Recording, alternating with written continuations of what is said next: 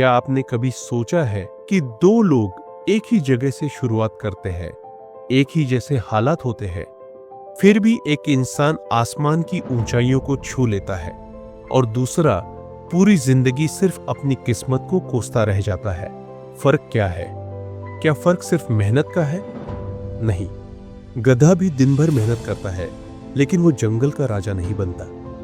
फर्क है उस एक पल का, उस एक सोच का जो इंसान को तब आती है जब वो पूरी तरह टूट चुका होता है।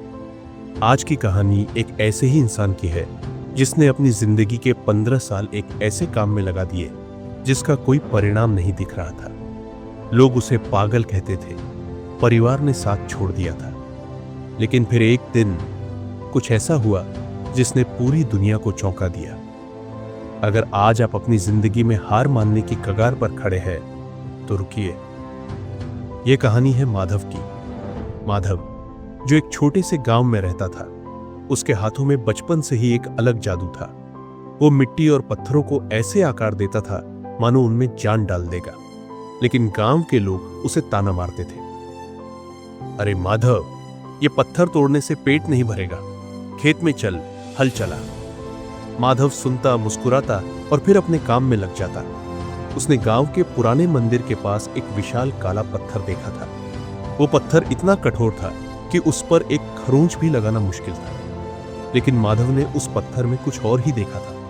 उसे उस पत्थर के अंदर एक भव्य मूर्ति दिखाई दे रही थी। उसने ठान लिया कि वो इस चट्टान को तराश कर दुनिया की सबसे अद्भुत प्रतिमा बनाएगा। 1 साल बीता, 2 साल बीते, पत्थर का आकार थोड़ा सा बदला, लेकिन कोई मूर्ति नजर नहीं आई। उसके दोस्त कहने लगे, माधव तू पागल हो गया है, शहर चल हमारे साथ, वहां फैक्ट्री में अच्छी नौकरी मिल रही है, कब तक इस पत्थर से सर फोड़ेगा?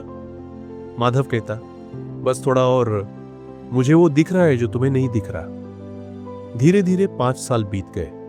घर में खाने के लाले पड़ने लगे। एक रात उसकी पत्नी ने रोते हुए कहा, माधव बच्चों की फीस नहीं गई है, घर में अनाज नहीं है, तुम्हारी इस महान मूर्ति ने हमें भिखारी बना दिया है, छोड़ दो इसे, प्लीज छोड़ दो। माधव का दिल छलनी हो गया। उस रात वो उस पत्थर के पास गया।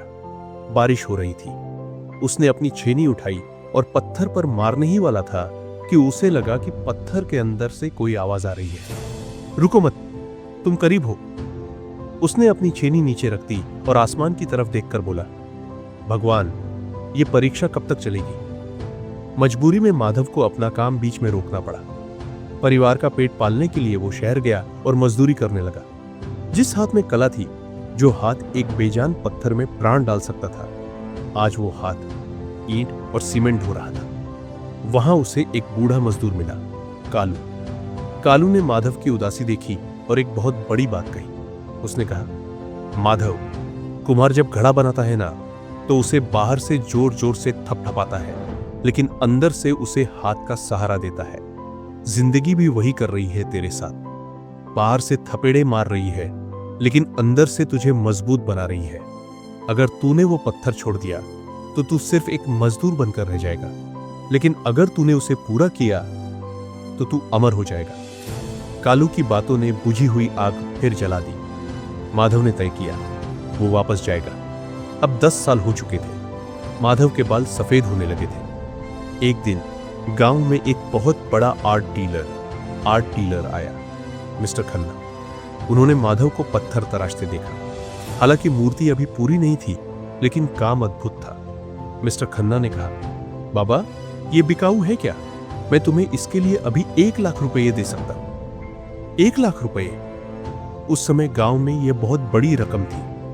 माधव की पत्नी खुश हो गई, लेकिन माधव ने कहा, साहब ये बिकाऊ नहीं है, ये मेरी तपस्या है और तपस्या का सौदा नहीं होता। मिस्टर खन्ना चले गए और फिर आई वो रात, तूफानी रात थी। गांव में भूकंप के झटके महसूस हुए। धरती डोलने लगी। माधव अपनी जान बचाने के लिए नहीं भागा, वो भागा उस मंदिर की तरफ। मेरी मूर्ति। जब वो वहां पहुंचा तो धूल का गुब्बार था। उसे लगा 15 साल की मेहनत मिट्टी में मिल गई, लेकिन जब धूल छटी तो उसने देखा भूकंप के झटके से उस पत्थर के ऊपर की बची कुची परतें झड़ गई थी और अब वहां कोई पत्थर नहीं था, वहां एक साक्षात जीवित लगने वाली प्रतिमा खड़ी थी।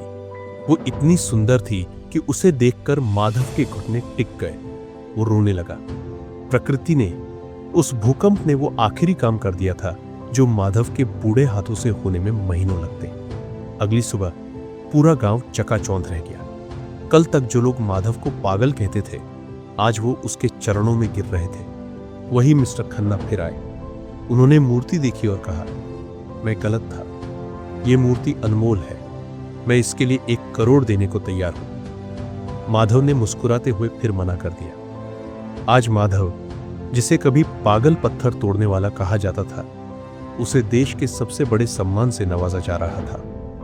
एक समारोह में जब माधव से पूछा गया कि आपने पत्थर को काटकर भगवान कैसे बनाया, तो माधव ने जो जवाब दिया वो आज आपको सुनना चाहिए। उसने कहा, मैंने भगवान को नहीं बनाया, भगवान तो उस पत्थर में पहले से ही थे, मैंने तो बस उस फालतू पत्थर को हटाया जो भगवान को छिपाए हुए था। दोस्तों, हम सब भी उस पत्थर की तरह हैं। हमारे अंदर भी एक हुनर, एक टैलेंट, एक भगवान छिपा बैठा है, लेकिन वो ढका हुआ है आलस से, डर से, लोग क्या कहेंगे की परतों से। हमें कुछ नया नहीं बनना है, हमें बस उन बेकार परतों को छेनी और हथौड़ी से तोड़कर हटाना है। दर्द होगा, बहुत दर्द होगा। जब छेनी चलती है तो पत्थर को भी दर्द होता है, लेकिन याद रखना, जिस पत्थर को छेनी की मार से दर्द होता है वो कभी मूर्त नहीं बनता, और जो पत्थर मार सह लेता है उसे ही दुनिया पूछती है।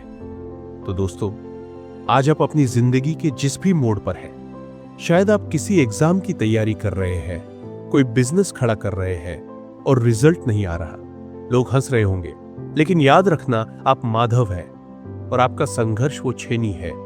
हर एक चोट, हर एक विफलता आपके अंदर छिपी उस मूर्ति को निखार रही है। रुकना मत, उस आखिरी चोट का इंतजार करो। क्या पता अगली कोशिश ही वो पल हो जब पत्थर टूटे और सफलता बाहर आ जाए। माधव ने 15 साल दिए। क्या आप अपने सपनों के लिए कुछ साल बिना शिकायत के दे सकते हैं?